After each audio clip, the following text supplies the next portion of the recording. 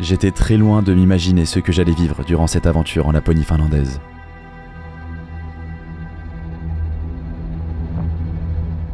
Bon, je savais que j'allais avoir froid, être fatigué, qu'on allait être sale, et surtout qu'on allait admirer de magnifiques paysages. Mais de là à connaître des températures avoisinant les moins 30 degrés, ne pas prendre une seule douche pendant presque 3 semaines, manquer d'eau alors qu'on était entouré de neige, se faire menacer de mort. Et il me dit if you hurt him, I kill you. Faire une étape à plus de 43 km, marcher de nuit, voir la glace du lac que l'on traversait se fissurer à nos pieds, nous cacher derrière une motoneige avec un Sami, nous faire virer d'une cabane en pleine nuit.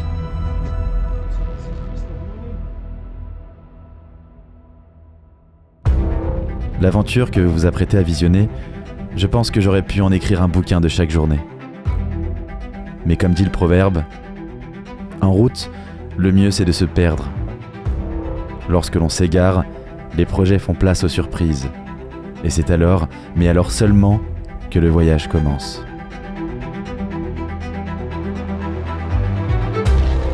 Rien ne s'était passé comme prévu. On ne s'était encore jamais rencontrés en physique tous les trois. On était en même temps excités, mais avec de l'appréhension. Et si on s'entendait pas ? Ça faisait 1 an qu'on préparait cette aventure. Sur le papier, c'était assez simple. Traverser un des plus gros lacs de la Laponie finlandaise, le lac d'Inari. Chaussé de ski nordique, tout en tractant des pulkas, sorte de traîneaux qui contenaient toutes nos affaires. Le lac Inari est le 3e plus grand lac de Finlande et 9e d'Europe. Il est gelé 6 mois de l'année, situé très au nord du cercle arctique, entre la frontière finlandaise, norvégienne et russe. Le lac Inari est né comme une réalisation de l'ère glaciaire. Lorsque la glace s'est retirée il y a environ 9000 ans, le lac Inari est resté relié à l'océan Arctique pendant un certain temps, puis il s'est fermé en conséquence du rebond post-glaciaire. Contrairement aux autres lacs de Finlande, le lac possède des fjords, une trentaine.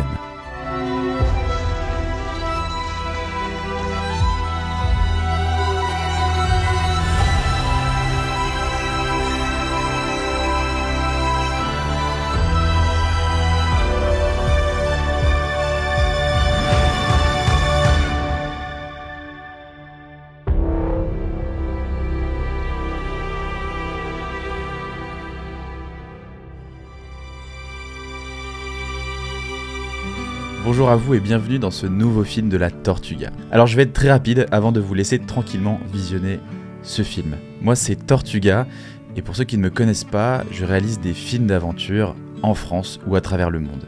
Si j'ai décidé de faire ce petit aparté dans le film, c'est parce que vous êtes beaucoup trop nombreux à ne pas vous abonner à ma chaîne YouTube après avoir visionné mes films. Et je vous le partage, ça me désole. Je propose mes films gratuitement sur YouTube et la plupart ont fait plus de 100 000 vues. Mais je reste aujourd'hui à une trentaine de milliers d'abonnés. C'est-à-dire que mes films sont regardés, mais il n'y a pas cet abonnement. Alors ce que je vais vous demander est très simple. Seulement de cliquer sur le bouton s'abonner. Cliquez sur le petit bouton j'aime et partagez votre avis en commentaire, ça ne prend que quelques secondes. Et ça suffit pour me remercier. Et j'en profite aussi pour remercier notre sponsor principal de cette aventure, Samana Group. Alors jusqu'aujourd'hui, le groupe est porté par Security Solutions, qui exerce les activités de sécurité privée.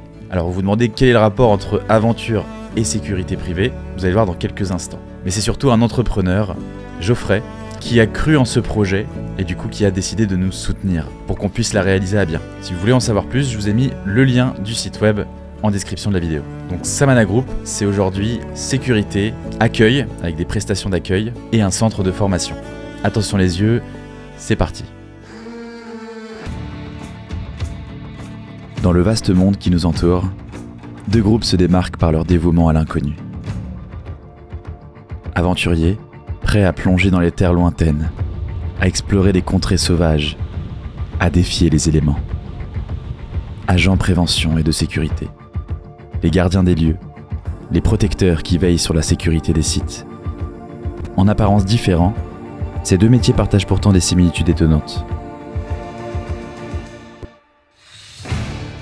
Alors que les aventuriers explorent les horizons lointains et que les agents veillent sur notre sécurité quotidienne, il est clair que ces 2 mondes, bien que distincts, partagent un héritage commun, celui de l'aventure, de l'inconnu et surtout du pouvoir de la collaboration.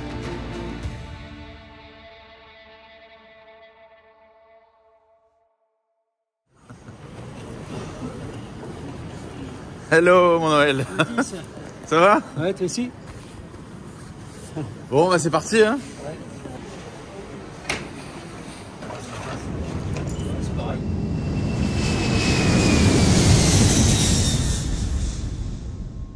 On a atterri dans le petit village de Ivalo.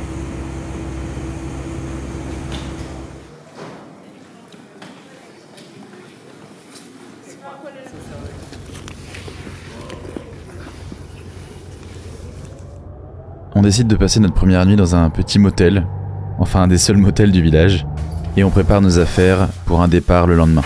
C'est bon ça quand on a un petit coup de mou. Ouais. Un petit coup de mou, gingembre. On est un petit peu gênés parce que c'est la première fois qu'on se voit tous ensemble.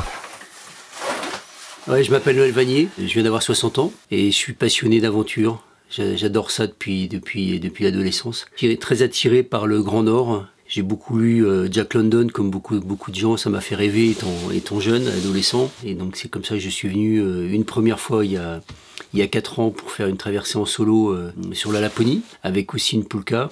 Et puis là, Andy, on avait déjà fait quelque chose ensemble en Mongolie. Je lui avais parlé de la Laponie et ça lui avait un peu botté et puis tenté. Et il rêvait aussi du coup faire ça un jour. Et il m'a appelé il y a quelques mois en me disant tiens, est-ce que ça te dirait de retourner en Laponie? J'aimerais bien vivre cette expérience. Il a rencontré un certain Mathis qui était aussi intéressé de vivre cette expérience et de découvrir le Grand Nord. Et un autre petit coup de mou. On déballe fièrement chacun le matériel qu'on a décidé d'amener. Ça c'est bien pour ta coup de mou. C'est quoi ça? C'est de la banane séchée. Ok. On se concerte autour d'une carte et on se met d'accord sur l'itinéraire à choisir et les prochaines étapes. On part d'Ivalo là, Ouais. un peu plus bas. On est par là. On monte comme ça, on suit la piste de motoneige qui doit être par là, je vois pas bien, voilà, par là, ici. Ici, on pique sur la gauche, Ok. sur l'ouest pour rejoindre Ivalo, tout ça sur le lac. Ouais. On redescend ici, mais il y a une possibilité d'une boucle, boucle. ouais, ok, Je me dis, à voir, je sais pas, je trouve ça attirant. Je sais pas pourquoi, mais je trouve ça attirant. Et après, on redescend comme ça. Et moi, je suggère plutôt de passer par là. On est au bord du lac et souvent sur des berges aussi. Donc ce sera plus facile, y compris pour trouver du bois. Et on redescend comme ça, voilà. Donc là on est en train de regarder l'itinéraire, donc avec Noël et Andy. Et donc Noël en fait on va vraiment s'aider surtout de la carte et de la boussole, ça c'est le principal, hein, c'est ça? Ouais. Et en fait on va vraiment, on va quasiment croiser aucune habitation pendant les 3 semaines. Hein.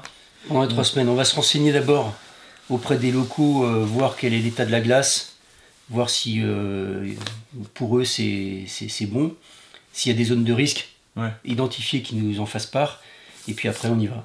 Ok, let's go. Une fois dehors, je te laisse tirer.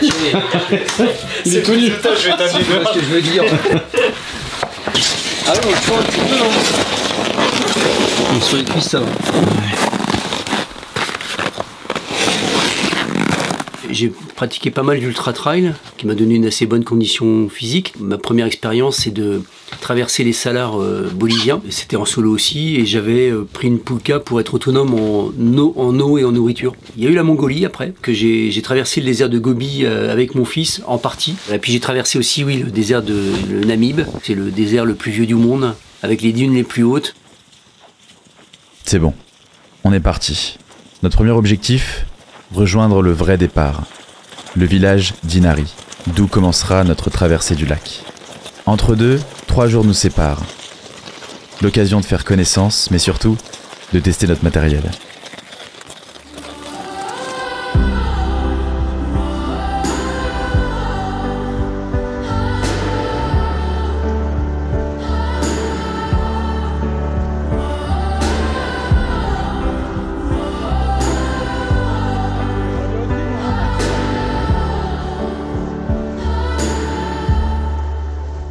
Eh ben, moi c'est Andy Carelli, j'ai 30 ans et je suis originaire du nord de la France, juste à côté de Valenciennes, un petit village. J'ai une entreprise dans les activités de pleine nature et le coaching sportif en entreprise. C'est ma 3e aventure là, j'ai fait la Mongolie en 2019 avec Noël et en 2021 je suis parti traverser l'Islande du nord au sud, un périple là de 1800 km que j'ai partagé avec Thierry en 21 jours. Cette première nuit-là, les galères commencent déjà. La nuit tombe très vite. Pour cause, c'est encore l'hiver ici, et les journées sont très courtes. On est encore proche d'Ivalo. Les terrains que nous traversons sont donc privés. Et même si on se trouve au fin fond de la Finlande, 3 hommes, seuls, en pleine nuit qui posent la tente dans votre jardin, ça peut faire peur. Alors on ne prend aucun risque, et on fait le tour des habitations, pour demander leur autorisation. Et c'est loin d'être une mince affaire. Moi. Hello. Sorry, is it okay if you put... I'm sorry, but I don't understand what you say. Ah, okay. This is our place, not parking. Not possible tent? No. No? Ah, okay. Sorry. Hello, sorry.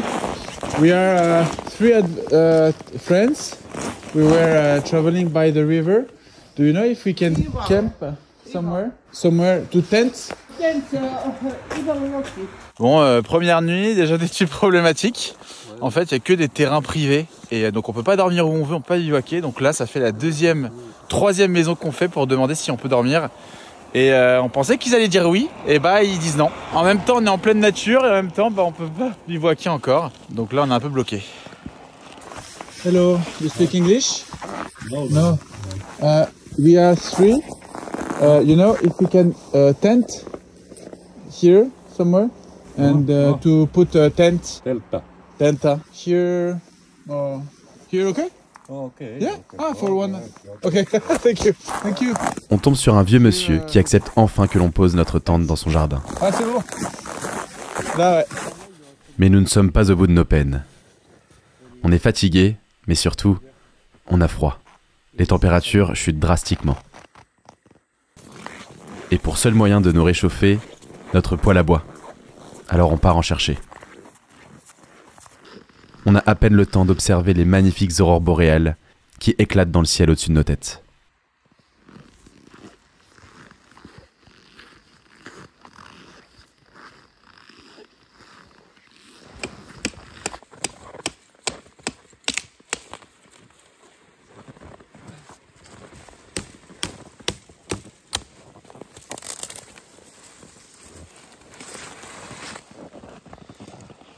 Là-bas.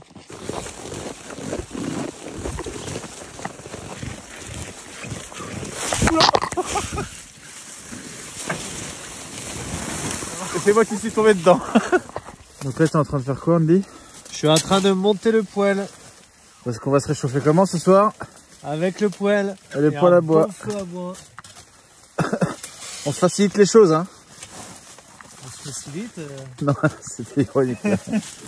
Et à côté, t'as Noël qui se démène avec le bois. Je fais des petits fagots. Des petites branches. Donc, je mets des petits morceaux d'écorce de bouleau parce que ça brûle très bien. On a mis des petits morceaux de bois. Et puis, on va essayer de l'allumer. Puis, au fur et à mesure, on va rajouter du bois, mais de plus en plus dense, de plus en plus gros. Montre à quoi ça ressemble du boulot. Donc en gros, quand on trouve du boulot, on est quasiment sûr de pouvoir faire un feu. C'est ça. Même dans ces conditions-là. On prend les écorces en fait et on vient les arracher parce que si on met le boulot comme ça dessus, ça partira jamais. En fait, l'écorce de bouleau, c'est très très fin. C'est comme une feuille de papier. Et ça reste sec. Bah là, il est sec, ouais. Il est froid, mais il est sec. Ouais. Bon, c'est Andy qui me l'a appris, hein.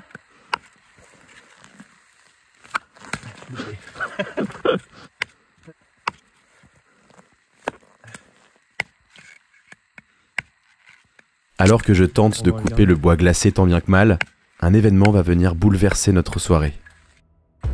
Alors que Noël et Andy s'occupent du feu dans la tente, j'en profite pour admirer les aurores boréales à l'extérieur. J'étais en train de m'occuper du poêle à bois, j'allumais le feu tranquillement, etc. Et puis j'entends dehors que quelqu'un arrive. Je suis soudainement alpagué par un homme qui sort de nulle part, dans la pénombre. Il est très bizarre.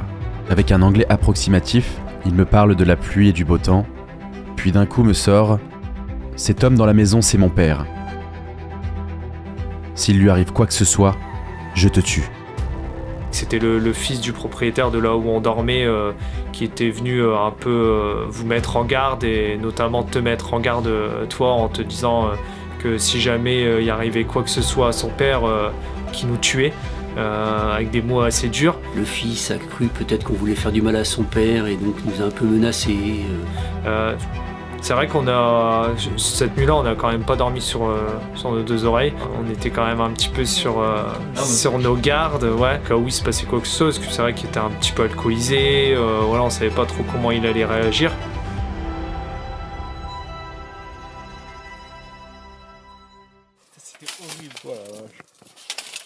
Ce premier réveil dans le froid glacial de la Laponie finlandaise est assez difficile. Faudra qu'on essaie de préparer la veille au soir. Andy s'occupe de ranger le poêle à bois. Première nuit, on sort de la tente. Il a dû faire un petit moins 30 cette nuit. Ah oui, ça a dû bien monter à moins 30. Ça a dû monter à moins 30. Et là il est 7h30, bientôt 8h. Et on va se remettre en route. Sortir de son duvet à 38 degrés le matin, c'est le moment le plus difficile de la journée. Il faut vite s'habiller pour éviter de se refroidir. Et puis le matin, c'est un peu une gymnastique. Il faut s'habiller, parfois les crampes viennent parce qu'on est dans des positions un peu tordues. Enfiler le pantalon dans le duvet, enfiler jusqu'à la doudoune. C'est un peu difficile, c'est un peu long. Alors qu'on termine de se préparer, Andy est le premier à sortir de la tente. Le lendemain matin, moi je sors de la tente, ce monsieur revient et en fait il avait planté un couteau, la lame faisait bien 30 à 40 cm, qui était planté dans la neige juste à côté de notre tente, donc un grand couteau. Et c'est vrai qu'avec le recul, tu te dis qu'il nous a mis un sacré coup de pression et il n'y avait plutôt pas intérêt qu'il se passe quoi que ce soit parce qu'il aurait été prêt à, pour le coup, à l'utiliser, quoi.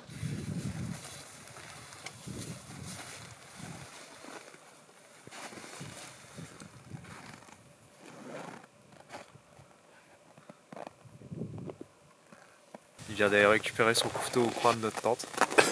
Et Son couteau? Ouais. Putain. Oh la vache. Donc on va faire attention. On va vite se barrer d'ici.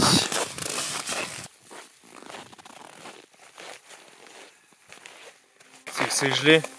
Faut le mettre dans une poche intérieure. Bah, espérer que ça dégèle un peu si on veut en manger ce midi. C'est des restes de pâtes. Ok.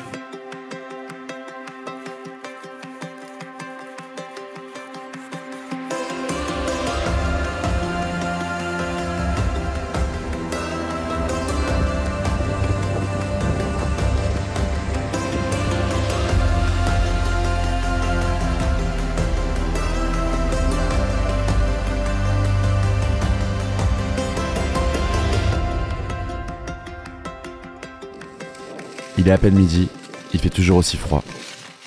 On se concerte. Avec les événements d'hier et les températures trop basses, on n'a pas réussi à faire fondre assez de neige et on manque d'eau. On doit se réhydrater. Tu sais, il y en a qui font l'erreur quand ils ont soif. Par exemple, s'il y a de la neige, de la glace, ils vont la manger, pensant qu'ils vont se réhydrater. Sauf que le cerveau, vu que c'est pas liquide, il assimile ça comme un aliment dur, tu vois. Et du coup, en fait, tu te réhydrates pas, donc il faut vraiment que ce soit liquide. On trouve alors une petite cabane, isolée près de la rivière gelée. On décide alors de s'y arrêter quelques temps pour faire chauffer de l'eau, à l'abri du vent.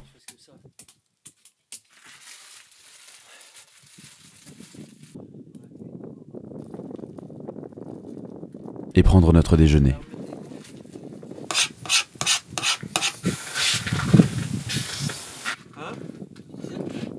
Mais encore une fois, dans cette région du monde, en hiver, les journées sont très courtes et la nuit tombe très vite. Les températures dépassent les moins 30 degrés et il nous aura fallu une demi-journée pour faire fondre seulement 3 litres d'eau. Ça gèle tellement, on a tout qui gèle. Et regardez les saucisses là. Voilà. En fait, tout est du caillou. Tout est du caillou. On en prend une chacun?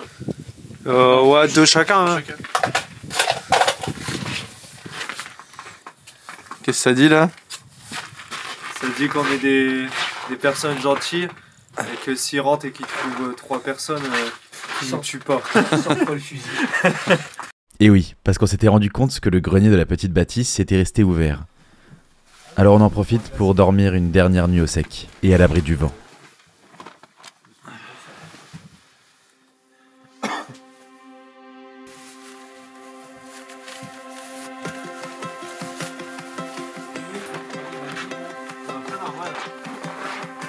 Là, on va en direction d'Inari.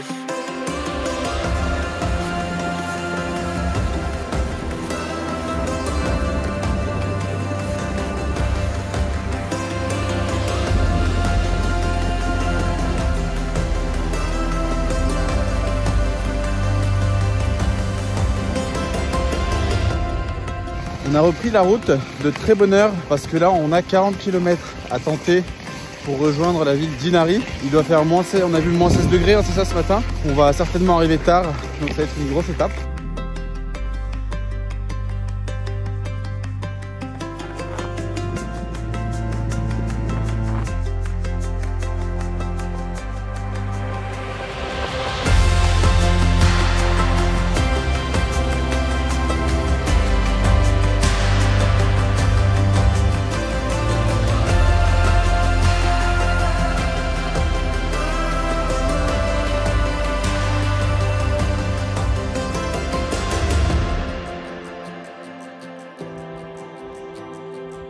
Le soleil se lève enfin derrière nous. On enchaîne les pauses de façon assez militaire. On n'a pas le temps de traîner pour ne pas nous refroidir, mais surtout parce qu'on a une très longue étape. Tu penses? En plus de ça, nos rations sont limitées. On croise nos premiers rennes.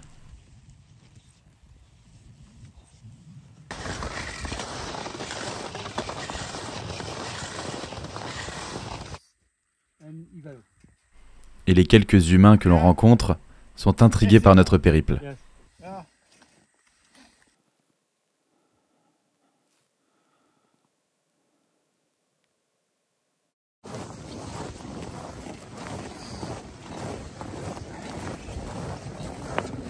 Donc là la nuit tombe.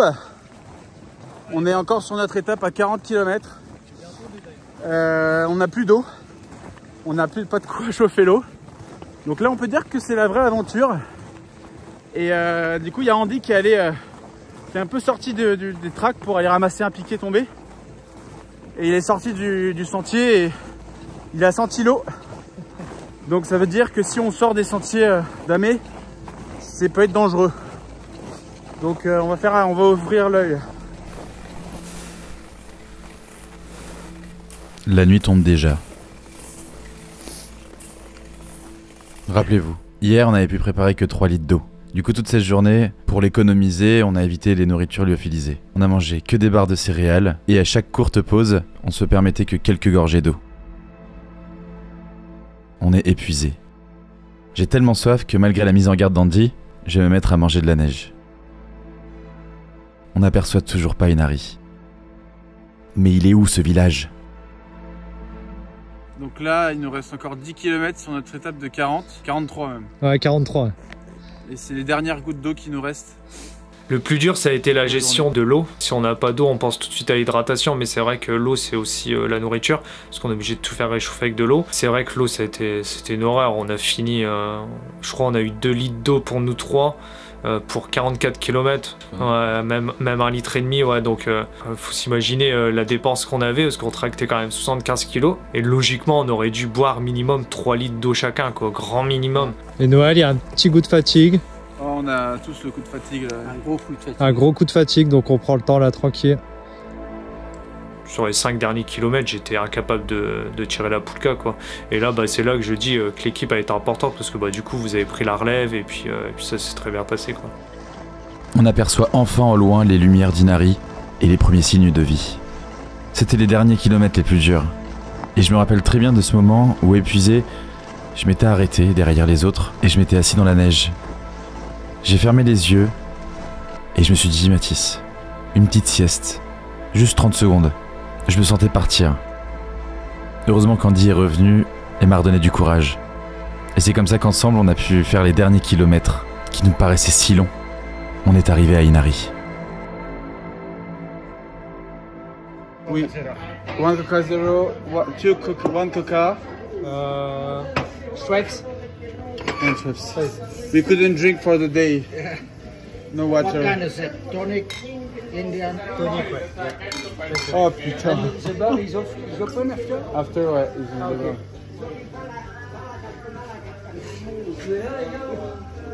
Mais ouais, l'arrivée à Inari, ça a été une libération, hein, quand on a vu les lumières, quand on a vu... c'était... Enfin ouais, c'était comme si l'aventure s'était déjà terminée à ce moment-là, quoi. Cheers. Attends les gars. Cheers.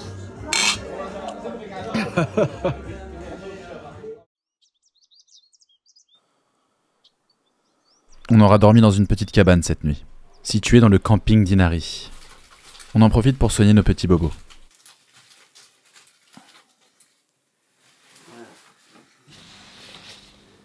Et ça permet de décongestionner, si on peut dire, sous l'ongle. Ça n'empêchera pas forcément de tomber. Il va devenir noir, mais au moins, d'abord, ce sera pas sensible. Avec la marge de 43 bornes, le pied a dû taper, et puis... Voilà. On en profite pour nous rendre à l'office de tourisme d'Inari, pour nous renseigner sur l'état de la glace du lac. This picture is from the person who do the snowmobile roads. Okay. There is a lot of water in everywhere. So I recommend that you choose easier road. Yeah. Okay. Yeah. You can see the situation, the skiing is almost impossible. Okay. Yeah. And when it's going warmer, like now it's coming warmer, there will be more water layer on the ice. So I warmly recommend that you choose another road. Okay. Yeah. Is a normal situation? Is it usual in Finland to have that sort of weather in winter? No, it's not. Usually we have about -20 in this time of the year, but the climate is changing, so... Yes. Ça commence très mal. On fait le tour du village et ils sont tous catégoriques. Ce qu'on s'apprête à faire, traverser le lac d'Inari, est dangereux, voire complètement fou. En fait, les premiers jours, on a connu des températures qui avoisinaient les -30 degrés, ce qui est normal dans cette partie du monde à cette époque de l'année. Mais du jour au lendemain, nous avons connu ce qu'on appelle un redout. Les températures ont grimpé de 30 degrés, avoisinant les zéros. Et vu qu'on est censé traverser un lac gelé, eh bien ça complique les choses. Car la glace se met à fondre et on risque de disparaître dans les profondeurs du lac d'Inari. Bah, on se posait la question avec Noël et je disais qu'hier, moi j'étais déjà passé à travers une première couche, j'ai eu le réflexe, heureusement que j'avais pas la poulka, de retirer le pied rapidement. Mais que les températures se radoucissent un petit peu, il va falloir réfléchir à tout ça, quoi. On a compris, indépendamment du fait qu'on nous dise que la couche de glace est très fine et que dessous il y a 60-80 cm d'eau, nous on ne doit surtout pas passer le pied, enfin en tout cas la chaussure ne doit pas être mouillée, parce qu'on n'a pas de solution, on est obligé de rester sur les pistes, et même en étant à quelques centimètres, hier on dit à passer le pied à travers la couche de glace. Et donc c'est rien parce qu'il a pu relever le pied. Et on ne peut pas et on ne doit pas quitter les pistes. Inari étant la capitale de la culture sami, on décide de nous rendre au Parlement sami de Finlande qui se trouve ici.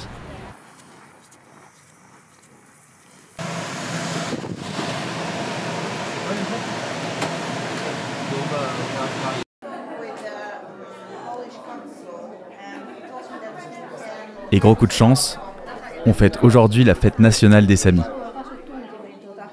So we're here in the Sami Cultural Center, Sajos, and it's a Sami National Day today. I'm Sarita.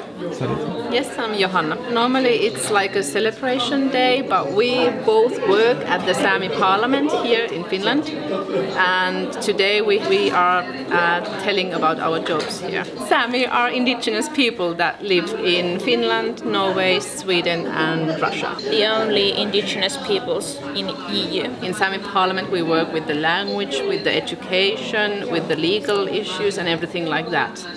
So I think it's like if you ask what is a Sami or how is it to be a Sami today, it's like everything in your life. Yeah, okay. That's true. Yes. So this is showing the Sami homeland area. Like you can see the municipalities of Utsjoki, Enontekiö, Inari and also the northern part of municipality of Sodankylä, that belong to the Sami homeland area here in Finland side. And here are also the traditional Sami dresses from each region. Ah, okay. So we're here in Inari, Okay. And I also have this Inari dress. It's called Matsu on me, and then it's also the Skolt Sami. And these are the northern Sami speaking areas. And this is from Utsjoki, Enontekiö, and from Vuotso. Okay. So it doesn't depend about the country, it's more the area, right? Yes, that's right. Yeah, there are actually 9 different Sami languages all together, and 3 that are spoken here in Finland. If you like Pyöri Sami Almukpäivi, that means in Inari Sami that have a nice Sami National Day. Okay. And Pyöri Sami Almukpäivi. What does it mean? Happy Sami National Day, and it is Northern Sami language. Oh, it's hard. You don't know the 9th, right? No, not all the 9. Yeah. Yeah. Pas une part d'incertitude, mais je veux qu'elle soit mesurable. Non mais alors, c'est quoi la problématique là? Nous, on peut pas planter la tente sur le lac. Ça, c'est une certitude aujourd'hui. Il y a pas chose qui était prévue à la base. Ouais. Et là, on peut pas. Et on a tout prévu pour ça. Je veux dire, on a pris une grande tente pensant qu'on allait pouvoir. On a pris un poêle pensant qu'on allait pouvoir. Et là, en fait, le problème, c'est que il faut trouver une zone où la tente rentre, même si elle est mal installée, c'est pas très grave, mais tout du moins que ce soit accessible. Et là, pour l'instant, les berges qu'on a croisées, soit elles étaient trop hautes, ou soit c'était complètement inaccessible, quoi. Et pourquoi on peut pas se mettre sur le lac? Bah parce que on est obligé de rester sur les zones de les tracés motoneige, et on a interdiction de sortir de cette zone parce qu'il y a des risques de passer à travers, quoi. I think it's a little difficult. No? Yes, it's a little bit. Yes. Here, so with Pulka, I think it's a little difficult. Yes, because this place I said there's no more, but they go from here and they go back from this way. And then you go here, and there's 2 places, dangerous places, and there. Oh putain, c'est là où... Yes, you can take a picture if you... C'est là où on voulait dormir le deuxième jour, là. Ah yes. Toc. Yes, and then c'est comme des clous. C'est la technique, c'est des clous. Ouais. Ah oui, j'avais déjà vu ça. Lui, c'est Koy, le gérant du camping d'Inari, où on est resté pour 2 nuits. Et lui aussi, il a peur pour nous. And where can we buy this? Alors il m'emmène acheter du matériel qui pourrait nous sauver la vie. Yesterday you said about the global warming, we really feel it. Yeah. Here, right? Yes. And how do you feel this? Everything is so confused. All the nature, and it's not the same. And the old people who live here, they just say it's like it is. So what to do? Just to take what the nature gives, because the Mother Earth is quite angry now. It's not winter anymore, like now. Okay, yeah. It used to be 25 degrees cold all the winter time, about between 10 and 30 degrees. Now it's +4. It's like summer now. That's good. Yeah. It's.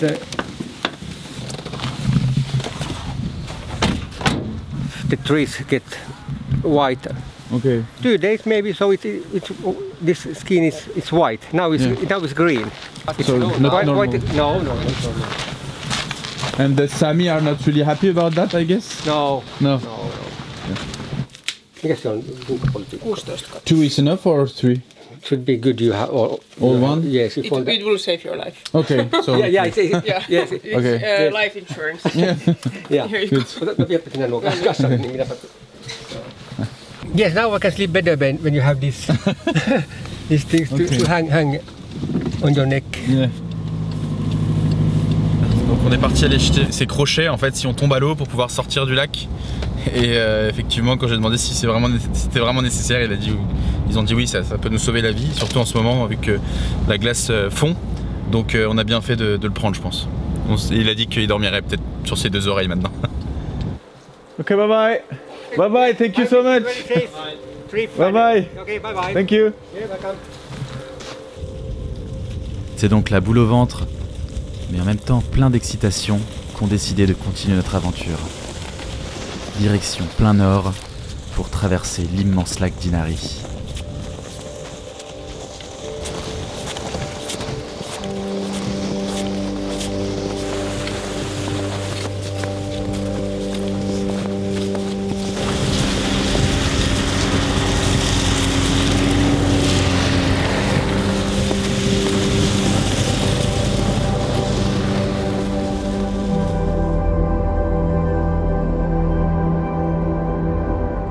En Laponie, le paysage s'étend. Un monde de neige pur et grand. Montagnes, lacs et forêts se mêlent dans ce royaume de glace où le temps s'égrène.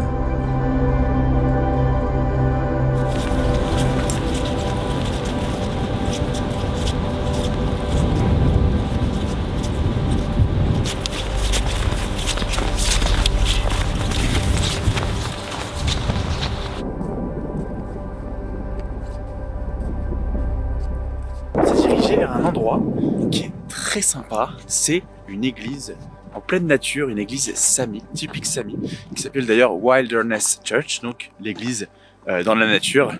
Et en fait c'est assez marrant parce que c'est au milieu de nulle part, il n'y a personne, et tu as une église là, plantée au milieu de nulle part, et donc une église Sami. Bon, le problème, c'est qu'on peut pas trop voir à l'intérieur, étant donné que c'est pas très bien éclairé. Mais ça donne un peu une idée quand même.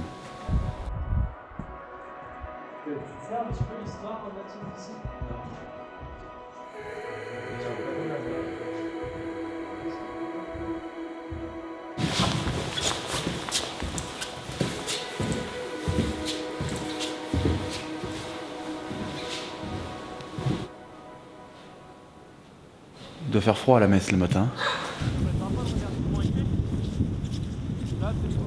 Pour cette première nuit au bord du lac, nous dormirons dans un refuge non gardé.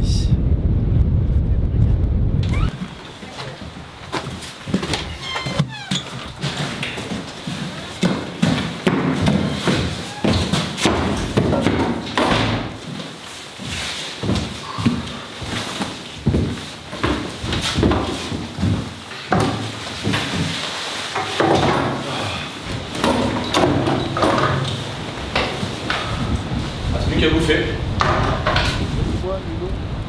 Ça, soupe, plus un peu de viande séchée ou de protéines, et puis ça, on sait qu'on peut logiquement. Là, on sait qu'on peut faire de l'eau, mais c'est vrai qu'après.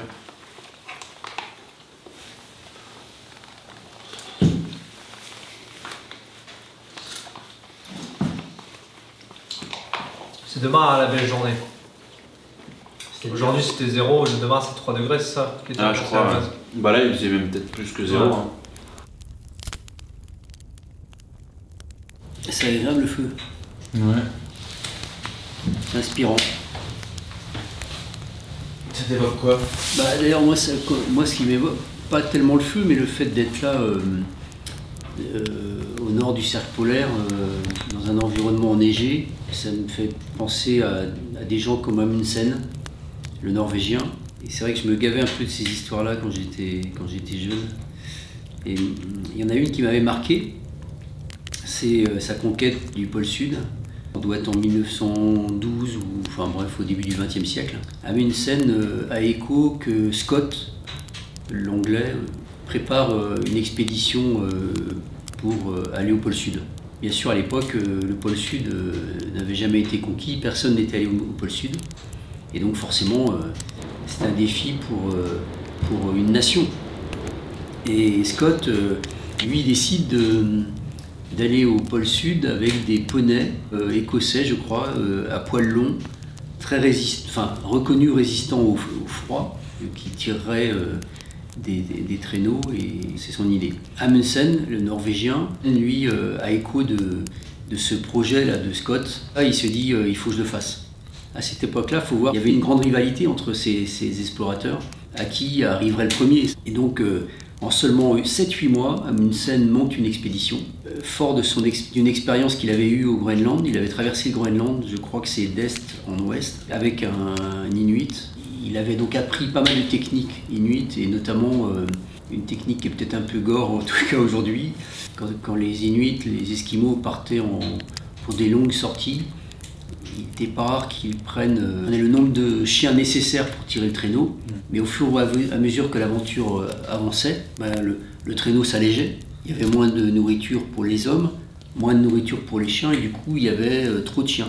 Au fur et à mesure de tuer les chiens, qui deviennent aussi une alimentation pour l'homme. Et lui il décide d'appliquer notamment cette technique pour la conquête du pôle Sud. Je crois que Scott part d'abord, Et chose incroyable, il fait son camp de base à, je crois que c'est quelque chose comme 100 km de la côte. En tout cas, assez proche de la côte. Chose que, vous allez comprendre tout à l'heure, un truc incompréhensible, quoi. Et Amundsen, lui, je crois, arrive un peu après, mais lui, il est beaucoup plus léger. Il va beaucoup plus vite avec les chiens qu'avec les poneys de Scott. Je vais vous passer des détails, mais donc Amundsen, vous l'aurez compris, arrive au pôle Sud. Il plante le drapeau norvégien comme il se doit, et il laisse un petit mot à Scott.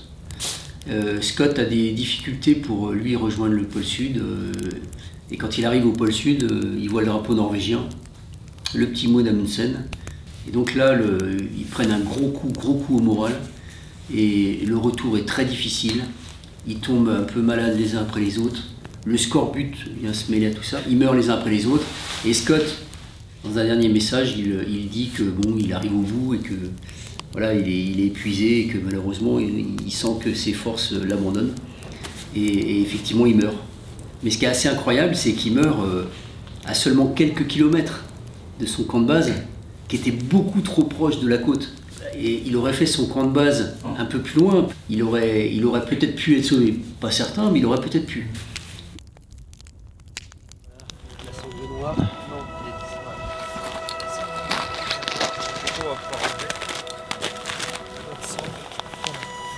Bon, et bien là, on vient de repartir, je crois, pour notre 6e ou 7e journée.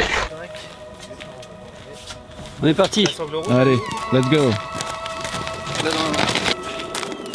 Et on s'enfonce un peu dans une petite forêt de sapins pour aller rejoindre ensuite le lac en plein clair de lune pour les prochains jours à venir. Et on va que dormir en tente.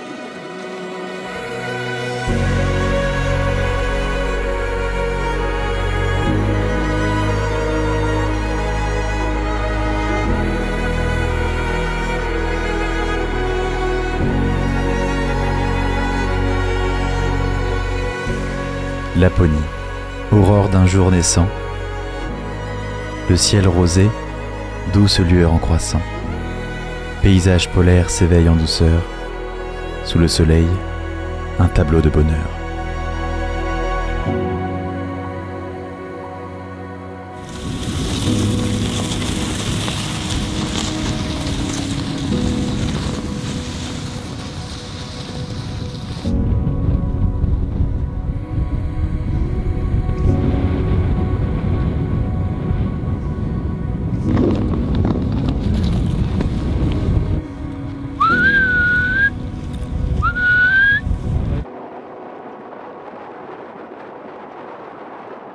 Cette étape, on a dû sortir un peu des sentiers pour retrouver le lac. On a fait exactement ce qu'on voulait pas faire, c'est-à-dire qu'on s'est aventuré sur le lac en dehors des pistes pour retrouver les pistes de motoneige qu'il ne fallait surtout pas quitter. Donc là, on essaye en fait de remettre les pattes dessus parce qu'on ne retrouvait pas les pistes. Et on va faire attention parce que le soleil du coup se lève, ce qui fait que ça va se remettre à fondre et là ça peut être un peu dangereux.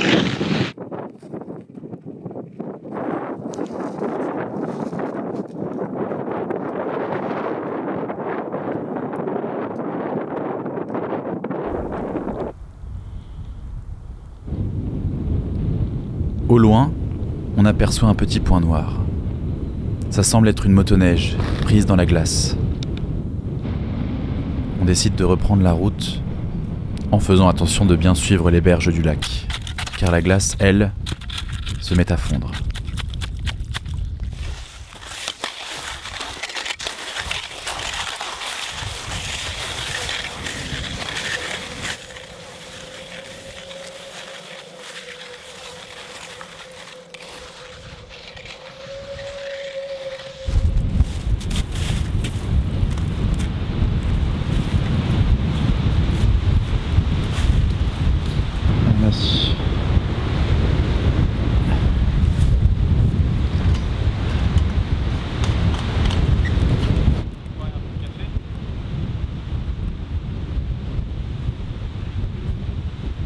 Au lac gelé, en Laponie endormie, 3 silhouettes, une pause infinie. Café en main, écho du vent dans l'air, aventurier perdu dans ce monde clair. Un renne, Puis 2. 3, 4, 5, 6. Une marée de rennes se rapproche doucement vers nous.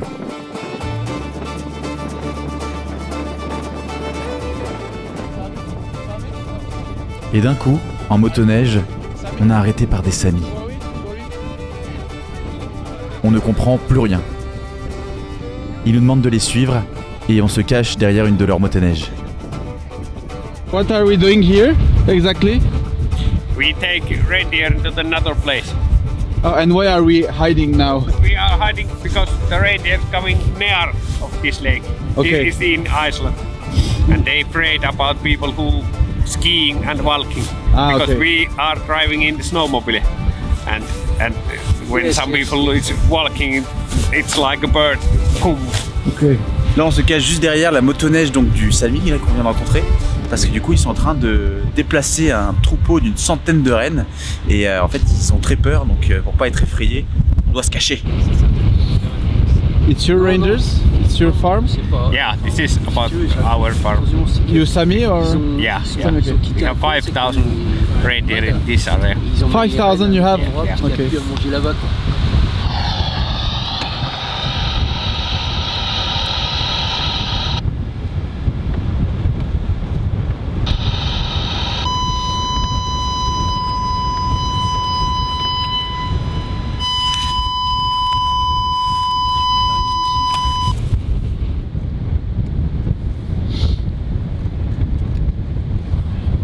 Now you're bringing them home, right? Yeah. And why they have to go home? We have another area which are better than in winter. Ah, better for food. Yeah, yeah. Okay.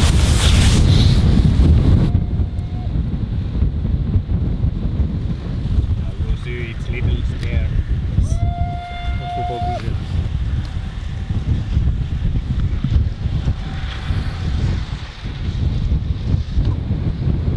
And they're putting food, yeah, to attract them. Little bit food.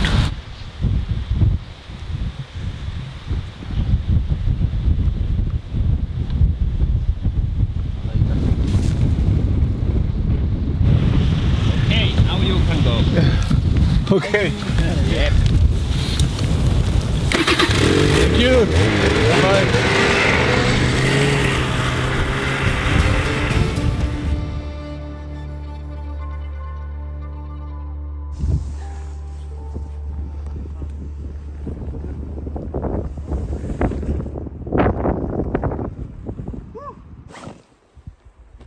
Le thermomètre est là hein, au cas où Noël. On va faire attention parce qu'il y a le thermomètre dedans.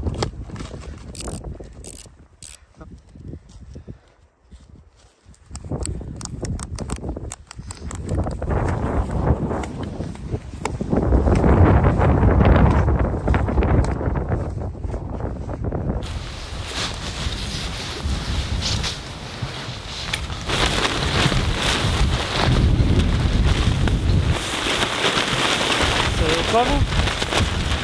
Faudrait temps de refaire là, mais... Ouais, j'y vais.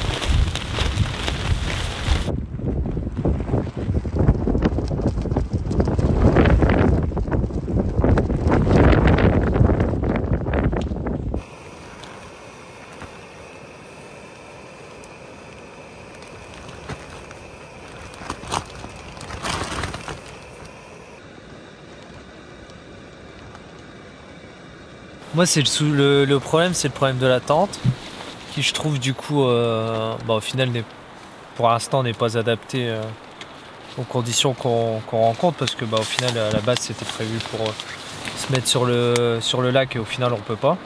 Et là ce qui fait qu'on a une tente qui est trempée quoi. La journée d'aujourd'hui a répondu à pas mal de questions que tu te posais et qu'on se posait d'ailleurs légitimement sur les difficultés du parcours, la possibilité ou pas d'emprunter les pistes de motoneige. Ouais. Est-ce que ça allait être de la soupe, mais est-ce qu'il y aurait des trous, etc. Et ce soir, tu évoques un nouveau doute légitime, hein, c'est-à-dire toute l'humidité qu'il y a sous une tente dans ces conditions. Je suis persuadé que demain, quand on va arriver à Partaco et qu'on va déballer la tente, le doute sera levé. Ouais. Et ça fait partie intégrante de l'aventure.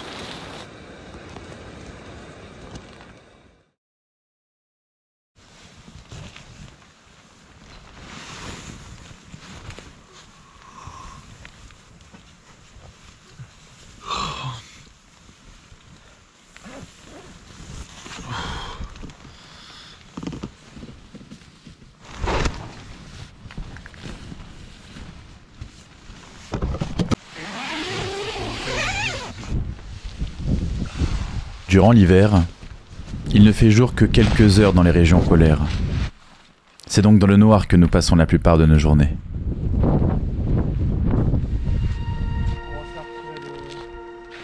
Durant la nuit, la couche de neige s'est intensifiée. Il est très difficile d'opérer dans la poudreuse. Attends. S'y extirper pour revenir sur le lac nous demande beaucoup d'efforts. Tu la retiens comme ça 2 secondes. Là je l'ai derrière, la poignée. Le temps que je tire. Ouais. Moi aussi la précis. Ouais.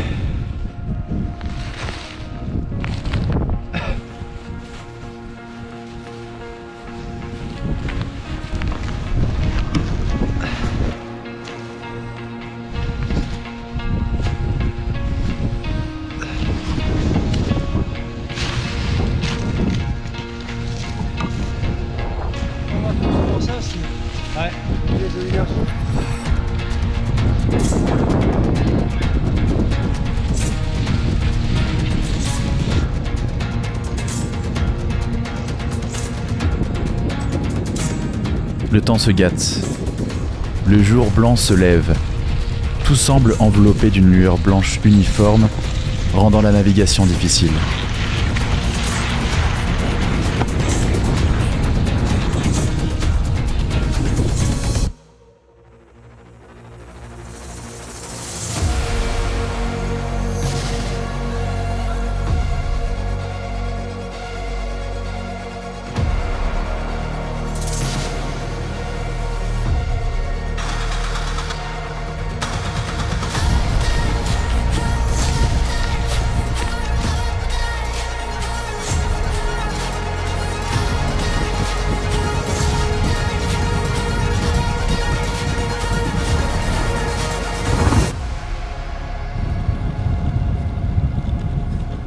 La routine commençait à s'installer pendant les jours qui suivirent.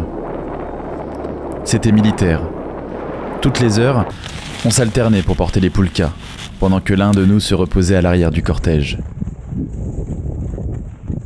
Les pauses étaient courtes pour éviter de nous refroidir. On se collait les uns aux autres, et on buvait un peu de café encore tiède, et une barre énergisante ou deux. Le midi, on tentait de manger le plat qu'on avait préparé la veille, s'il n'avait pas complètement gelé. On se suivait généralement les uns derrière les autres, ce qui fait que l'on avait rarement l'occasion de discuter. On avançait la plupart du temps tête baissée dans nos pensées. Malgré cela, je pouvais le sentir. Andy, lui, pensait beaucoup à sa femme et à ses enfants restés en France.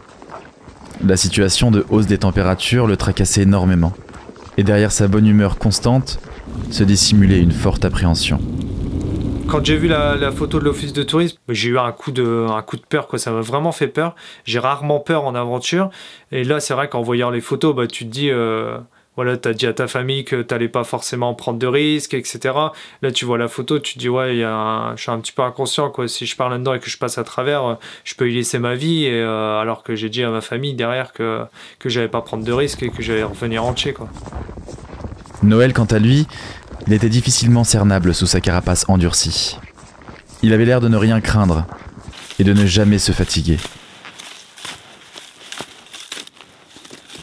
Noël, il aime bien foncer, il aime bien faire des kilomètres. Pour moi, il est du même niveau que les Mike Horn, que les Lou Reed ou tous ces autres aventuriers qui sont beaucoup mis en avant sur les réseaux sociaux. Mais c'est vrai que Noël, il a une sacrée cadence, hein, il faut le suivre. Hein. Pourtant, 60 ans, mais franchement, ils ont de la bouteille, hein, les vieux. Ouais, donc, je suis né avec une agénésie de l'avant-bras gauche, c'est-à-dire j'ai pas d'avant-bras gauche. J'ai quand même le coude et une petite partie du bras. C'est vrai que parfois ça peut surprendre les uns ou les autres. Étant né comme ça, il y a peu de choses que je puisse pas faire en fait. J'ai toujours su m'adapter et ça se fait très naturellement. D'ailleurs, je me sens pas handicapé tout simplement. Je sentais sa distance envers moi. Je crois qu'il m'aimait pas trop. Moi et mon monde sur les réseaux sociaux. Andy, je le connaissais un petit peu, donc je voyais un peu ce qu'il était capable de faire. Mathis, je le connaissais pas.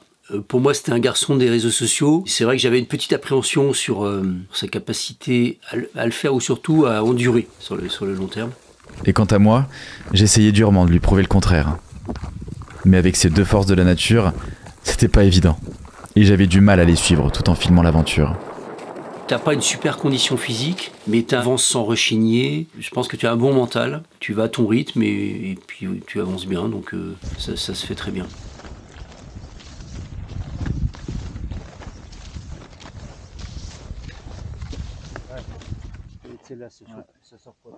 J'ai commencé à ressentir une grosse douleur au niveau du genou, ce qui fait que à peu près à midi j'ai dit stop pour la première fois parce que j'en pouvais plus et il fallait qu'on s'arrête pour que je puisse récupérer. Et là on a commencé du coup à se poser des questions sur la suite. S'il m'arrivait quoi que ce soit, que je pouvais plus avancer, il fallait appeler les secours, il n'y avait pas de route à proximité.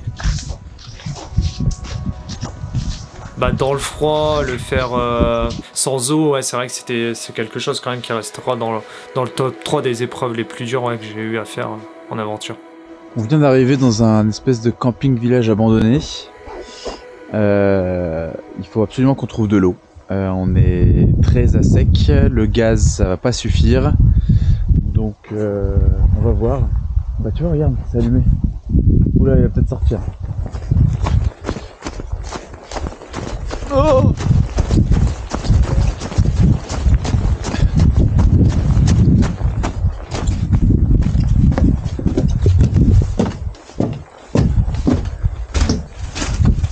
Hello?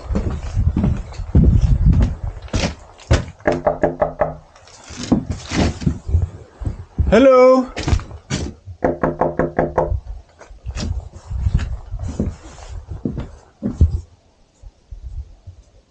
C'est fou.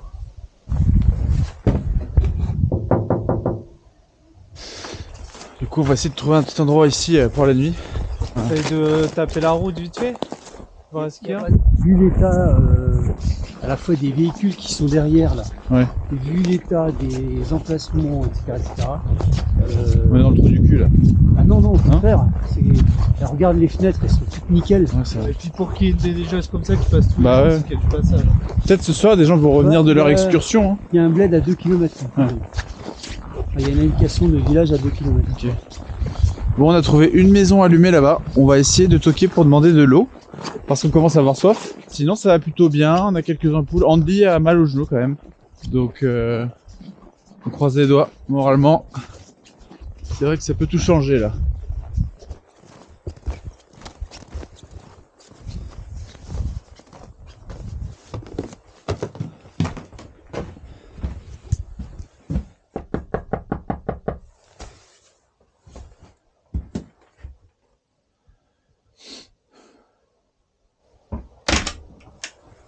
Moi. Hello. Hey. We are 3 skiers. This us? You speak English? Nee. Ah no. Do you have water? This to drink. Vettä. Vettä, yeah. Joo, vettä, joo. Ah, kiitos. Kiitos. C'est bon. Il parle pas anglais par contre, mais.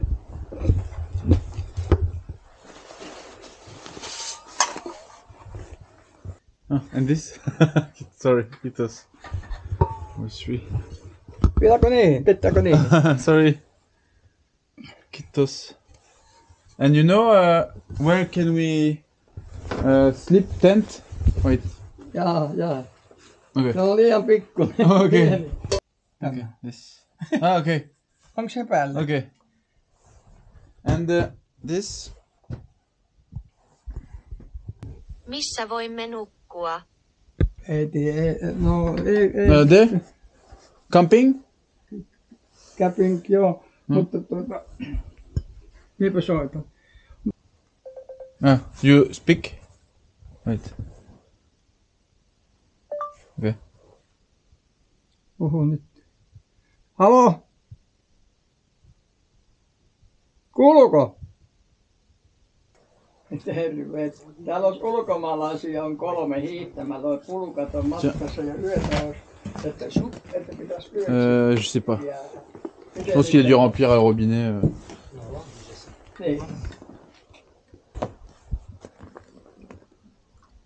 Merci. C'est chaud? Non.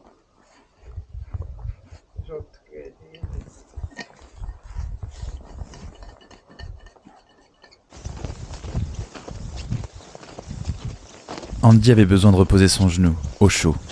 On ne pouvait pas se permettre de dormir sous la tente cette nuit. Alors on a décidé de squatter une des cabanes typiques Sami avec un foyer en son centre, au sein de ce camping qui avait l'air d'être laissé à l'abandon. On a voulu squatter, si je puis dire, un camping dans ces petites huttes là avec le foyer central. Non, parce que les thermos sont vides là. Bah, compte tenu de du genou d'Andy, la descente vers l'est, il n'y a rien au moins pendant 80 km. Facile. Hein. Et donc aucun moyen de faire appel à qui que ce soit. Donc c'est peut-être dans ces conditions-là, c'est peut-être à éviter. J'en pense que là, j'ai du mal à accepter. J'aime pas les échecs. C'est pas un échec du tout là. Regarde où on est. Là on propose une solution. Je vous mets dans l'échec aussi. Non. Bah non, c'est juste qu'on fera pas ce qu'on avait prévu. On est une équipe. Hein. Oh la vache. Tiens, pardon. Pour la remplir dehors? Tu veux que je fasse? Ah bah non, ça va pas le faire, on voit pas des goûter. Bon. On le fera tout à l'heure.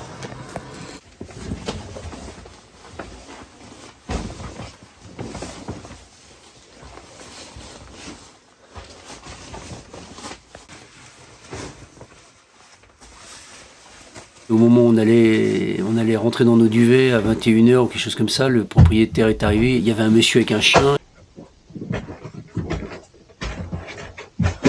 Also this is Mr. Juni. Yeah. He tells if you can pay 100 euros for this night. For here? Yes. I don't think I have this.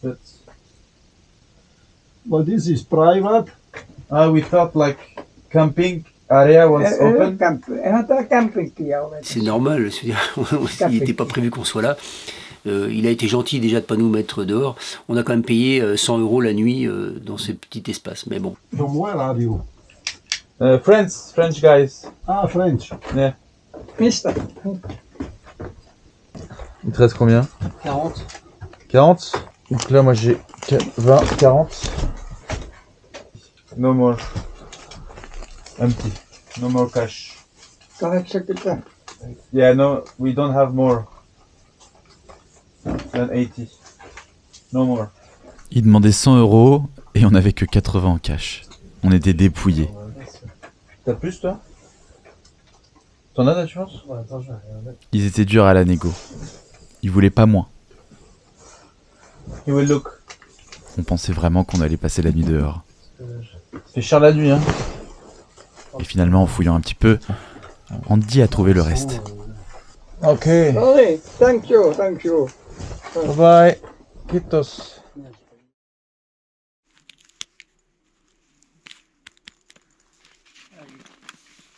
Normalement un coup de rein.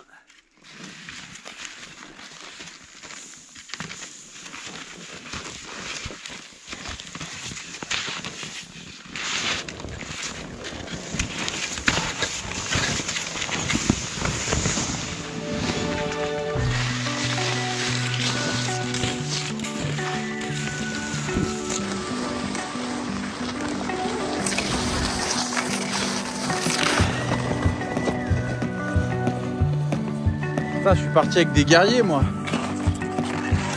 J'arrivais même pas à le suivre en ski.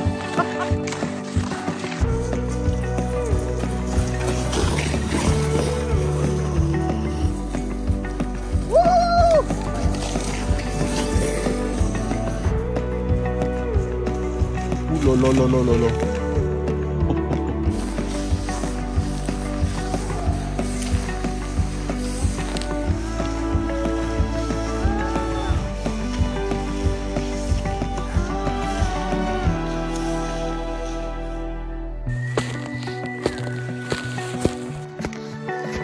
Là on vient d'arriver à notre étape du soir. L'endroit est très sympathique. Pour une fois on quitte le lac, on est en pleine petite forêt de sapins.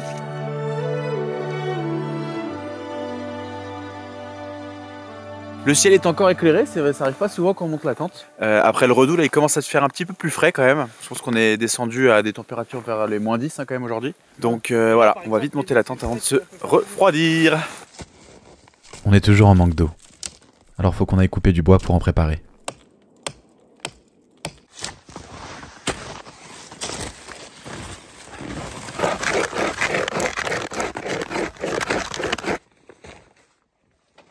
Bon bah là on est à 3 dans notre petite tente et on est grave bien parce que on a réussi à allumer le poêle à bois. On fait chauffer l'eau au-dessus. Faut se dire que dehors il fait très froid, d'ailleurs il y a pas mal de buée quand on souffle. Mais on est pas mal là, non? Ah, c'est génial. Franchement. On se réchauffe. On se réchauffe comme on peut. Et on a même, fidèle à moi-même, de la bière. Ah. Sauf que, bah elle est gelée. Un petit morceau là.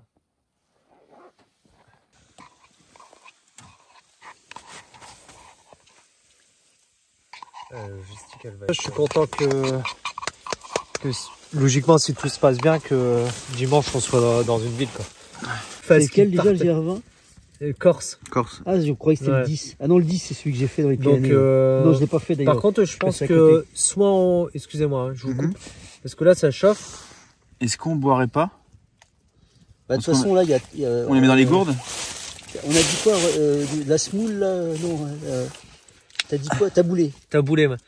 Taboulé. Donc taboulé, c'est pas beaucoup de... Pas beaucoup d'eau, hein? C'est pas tant que ça d'eau. Taboulé, non, je pense pas. Elle pas. manque les petites saucisses qu'on avait là. C'était pas mal, hein? On en reprendra après-demain. Donc ce soir, plat du chef, pâtes, bouillon et un peu de bœuf séché. Mais pour Noël, c'est du bœuf végétal. Non. Pour Noël, c'est une dinde, non? La protéine végétale. Protéine végétale, rien à voir. Donc obligatoirement, ouais. Putain, Noël, il s'est passé quoi là? Bah, T'es sorti là? T'es sorti en pull? Ouais. Et il fait comment dehors? Bah il fait très beau. J'ai entendu Mathis, il a dit le vieux il y a des crampes. Non, c'est un fou. Il fait très beau et c'est glacial. Et donc là j'ai des crampes. Là on a une bonne nuit, en fait, bonne nuit d'hiver quoi. C'est une bonne nuit si tu sais que t'as un chalet chaud après, tu regardes les étoiles, après tu vas te faire... Ouais, mon chalet chaud il est là. Hein. On sirote, gorgée par gorgée, le peu d'eau qu'on a réussi à se préparer.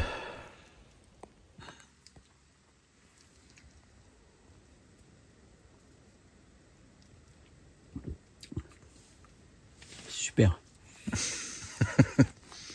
On va pouvoir bien dormir là. Ouais. Ah.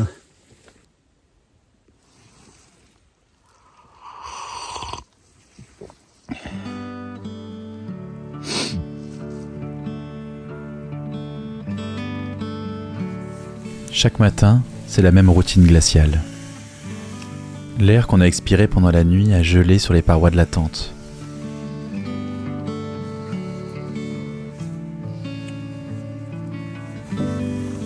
On a l'impression qu'il neige sous la tente. Et je vous avoue, c'est pas très agréable dès le matin.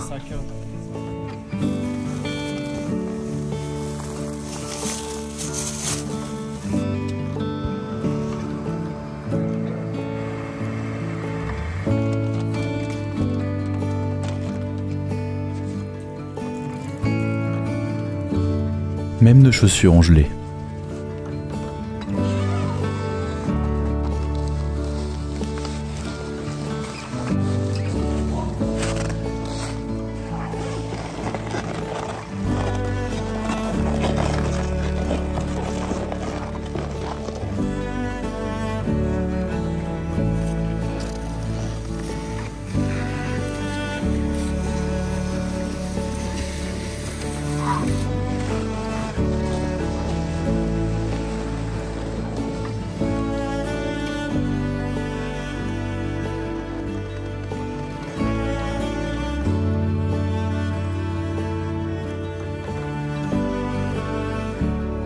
Il a fait particulièrement froid cette nuit et du coup j'ai glissé dans ma doudoune la bonbonne de gaz en fait pour éviter qu'elle gèle parce qu'on a décidé de partir sans essence, hein, c'était un choix.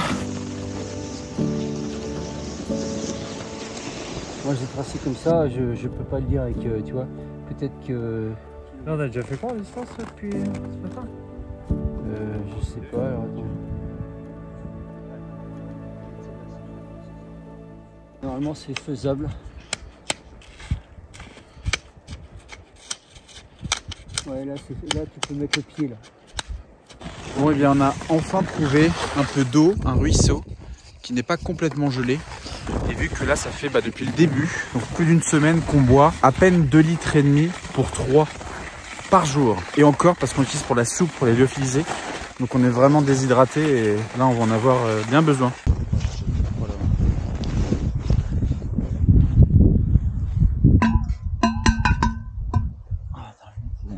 Là.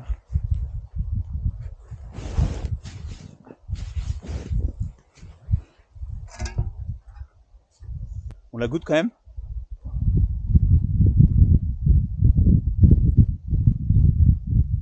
Ah, c'est froid. Oh, yes. Wow. Comment? On a de l'eau. Si ça va gêner, parce que vu qu'il y a la butte, je suis pas sûr que ça... On vivait nos dernières nuits, tous les trois. C'était la dernière fois qu'on posait notre tente. Je préfère qu'on regarde en avance. Là, ça va parce qu'on est à C'est l'intérieur. parce que t'as besoin assis un peu là. Faut pas appuyer. Hein. Ouais, mais t'es chaude là.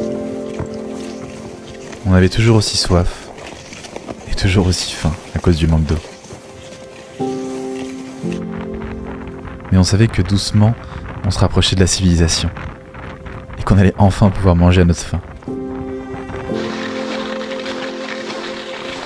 Bon, là on est au milieu de nulle part et on croise une voiture à l'américaine, complètement abandonnée, bien brûlée j'ai l'impression, ensevelie sous la neige.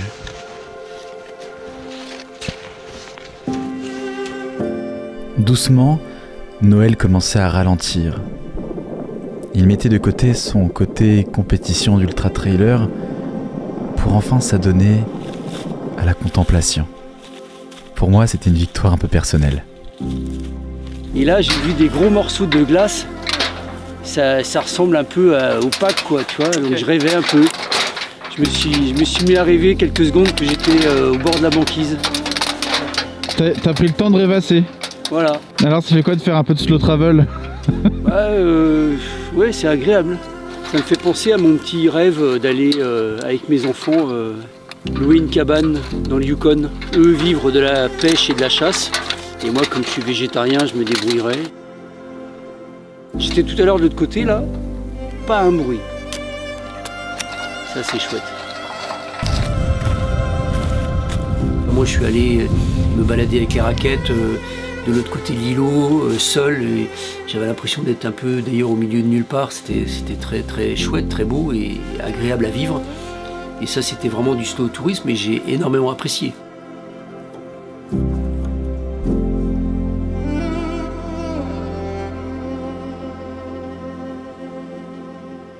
Andy, quant à lui, c'est le cœur serré qu'il ouvrait pour la dernière fois une des nombreuses lettres que lui avait écrites sa femme avant le départ. C'est quoi ça, Andy? Ça, c'est une petite box que m'a fait ma femme, avec des mots et des photos à ouvrir tous les jours jusqu'à mon retour. Et aujourd'hui, c'est la Saint-Valentin, du coup c'est un petit mot pour la Saint-Valentin.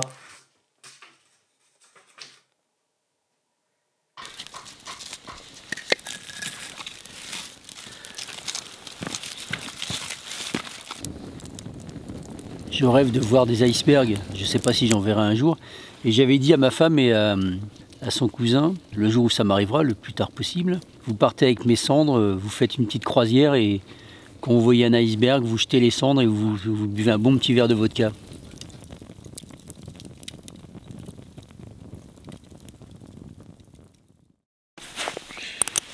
Bon, et bien on enchaîne notre avant-dernière journée en Laponie finlandaise. Et demain, on va arriver, je pense, en début d'après-midi. Et on aura terminé notre aventure. On aura traversé le lac d'Inari.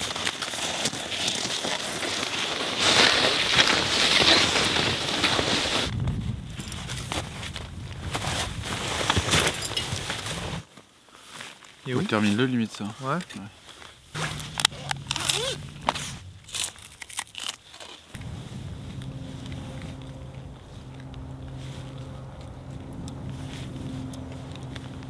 C'est une avion, non? Ah ouais. Non. De la glace. Ça se pose pas dessus sur la glace ça?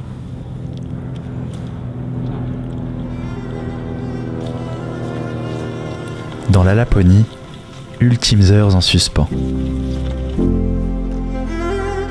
3 aventuriers, liés par le temps.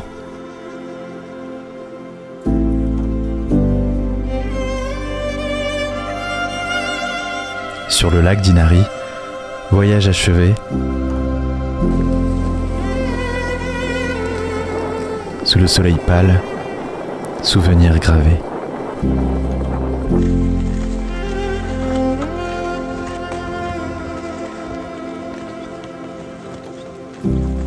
C'est bon, on l'a fait.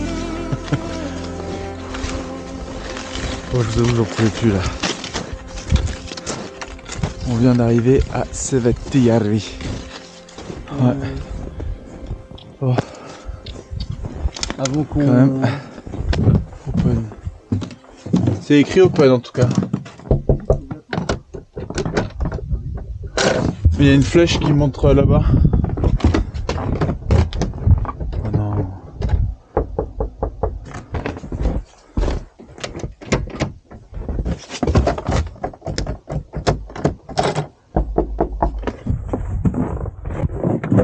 Tant qu'il y a tout qui est allumé dedans. C'est bien ce qui me semble aussi. On était dégoûtés. Pourtant, la carte, elle indiquait bien qu'on pouvait se réapprovisionner ici. Et tout avait l'air fermé. Nous qui avions faim, qui avions soif, ce bonheur d'être arrivés s'est vite dissipé. Non, il a pas dit. Le moral est au plus bas. Ça n'arrête pas ici en fait. Je pensais qu'elle s'arrêtait ici. Bah ouais, moi aussi. On était arrivé à notre destination, on est arrivé au point le plus au nord de notre destination. Donc on s'attendait à pouvoir dormir dans un camping, pouvoir manger un truc dans un bar ou un truc comme ça, sauf que tout était fermé. On était un peu deg, quoi. Vraiment, on a laissé les poulcans, on s'est dit vas-y, on va aller voir là où il y a l'arrêt de bus. Hello, Moy. You speak English? Ah. Sorry, we are skiers, 3 adventurers. We came from Ivalo, long way. Do you know if there is anything else to buy some eat or food here around? Do you have a car? No. I don't know. You can go in the hut. We just had church service in the church, and now we have some food after church, so you can join us. Ah, over there? In there, you can see if there's Okay. food with us. Oh, good. Thank you very much. Et là, en fait, on a croisé une dame avec une poussette. Puis voilà ce qui s'est passé. Juste en lui disant qu'on recherchait un endroit pour boire un café, elle nous a dit qu'il fallait qu'on la suive, qu'ils venaient de sortir de l'église. Ils avaient une cérémonie et là, ils allaient manger tous ensemble dans un petit espace qui était juste à côté de là où on était. Bah en fait, ils viennent de sortir de l'église. Et là, ils se rejoignent tous là pour manger, grignoter un bout. Et elle a dit qu'on pouvait se joindre à eux si on voulait. C'est ce que j'ai cru comprendre. No, just us. I think we have enough. Thank you so much. Thank you very much. Ce qui était en train de nous arriver, c'était complètement lunaire. J'avais l'impression de rêver, de faire une hallucination. On se trouvait dans un petit village perdu au nord de la Laponie finlandaise, à côté de la frontière russe et norvégienne. Et on est invité par un groupe d'orthodoxes à se joindre à eux pour un véritable festin. Je ne savais pas si c'était une simple chance ou un geste du divin. So you just go out of the church right Yeah, now? we were there. Okay. Yeah, first. C'est le moment de la prière. Ok. Isä meidän, joka olet taivaissa, pyhitetty olkoon sinun nimesi, tulkoon sinun valtakuntasi, Tapahtukoon sinun tahtosi myös maan päällä niin kuin taivaassa. Anna meille tänä päivänä jokapäiväinen leipämme. Amen. Okei, saapi istua. Jos haluaa. So we have soon, not next week, but after that we have a Great Lent, the time of fasting before Easter, if you know. Okay. So this is officially the last day we can eat meat. Next week we have to eat all the milk and everything that way before the fasting is started. Okay. But so this is like we are eating more meat today because we have a final chance. So this is our really luck because we came by ski from Ivalo, and yeah, we are kind of out of gas and of drink and all. That's why we wanted to find somewhere to eat. So okay, it's not like it's God will not show you. Sign. But you need some water and we have to. But that's okay. Thank you so much. If you want to refill your what you have, then. Et en fait, c'était le festin. On a eu vraiment de la soupe, du ragoût, on a eu de la viande de renne séchée. Noël, ça fait très longtemps qu'il est végétarien. Mais avec cette occasion qui est tombée du ciel, il se permet un petit écart. Et on a fait cuire de la viande de renne au feu. Voilà, on a la preuve que Noël, on mange pas que des chamallows au feu. C'était grandiose, qu'on a assisté vraiment à une cérémonie incroyable. Ouais, il y avait le festin, mais il y avait aussi cette synergie à l'intérieur du bâtiment qui était très agréable. Les surprises continuent. Nous avons l'honneur de rencontrer une Sami parmi ce groupe d'orthodoxes. Elle s'appelle San Maria. This is Finland. Okay. And then there's Norway and there's Russia. This used to be Finland, and the Skotsami, they had to come, they were evacuated underneath the war. So they came both sides of the Inari Lake. The Skolt is the name of the Sami group. The Sami group. Yeah. And are you? I'm a Skotsami. Ah, you're a Skotsami. Okay.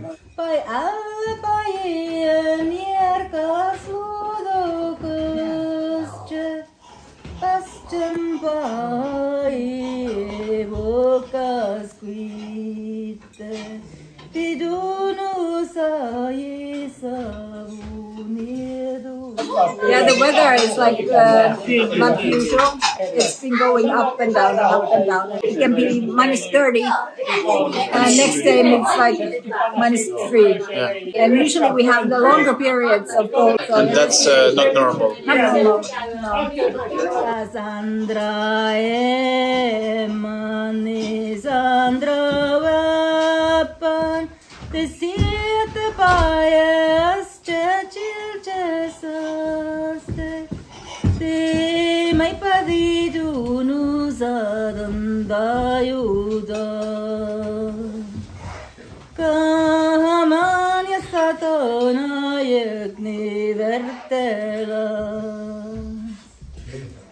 Saudade moza yakuyaya tirusaya namleka. Sami people know how to live from the land without using it too much. It's not hard how to live, but it's getting harder and harder to go with the traditional way of doing things because of the global warming. Wow. Oh, Kyptos, thank you so much. What does it speak about, the song? It's a love story. Not the kind of love story that you can see in the movies. It's a love story from the First World War. Okay. When the person went to the war and the fiancé was waiting home and waiting for 7 years. Okay. To hear if the guy is still alive or not. Or maybe he's found another fiancé or so. Quelle belle fin d'aventure.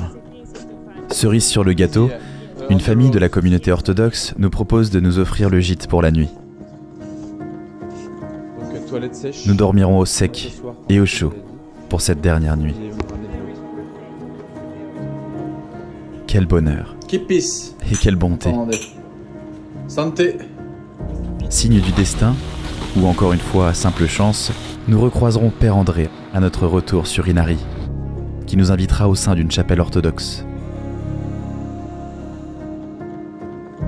Je remercie alors Dieu pour la première fois. Dieu ou cette puissance divine qui nous a permis de rentrer sains et saufs de cette aventure de presque 3 semaines. Mais j'en suis intimement persuadé. C'est notre forte cohésion qui nous a permis d'affronter les éléments. Les obstacles sur notre chemin furent nombreux.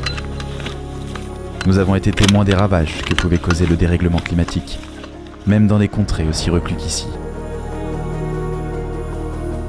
Nous nous sommes adaptés à des températures qui ont varié subitement, passant de moins 30 degrés à des températures presque estivales. Nous avons réussi ensemble à trouver des solutions, alors même que nous étions à court d'eau, et donc de nourriture.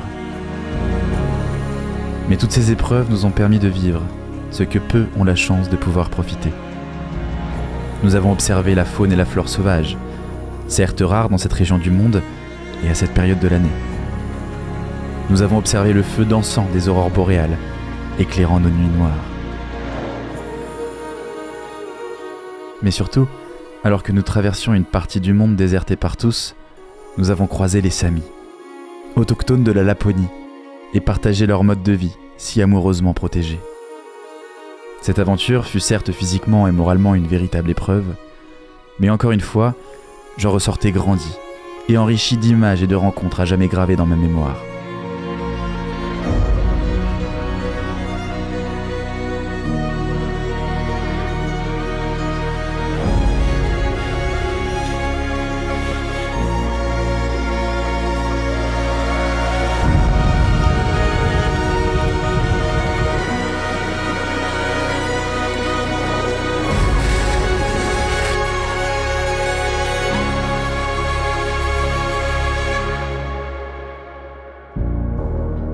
Lac d'Inari, aventure accomplie.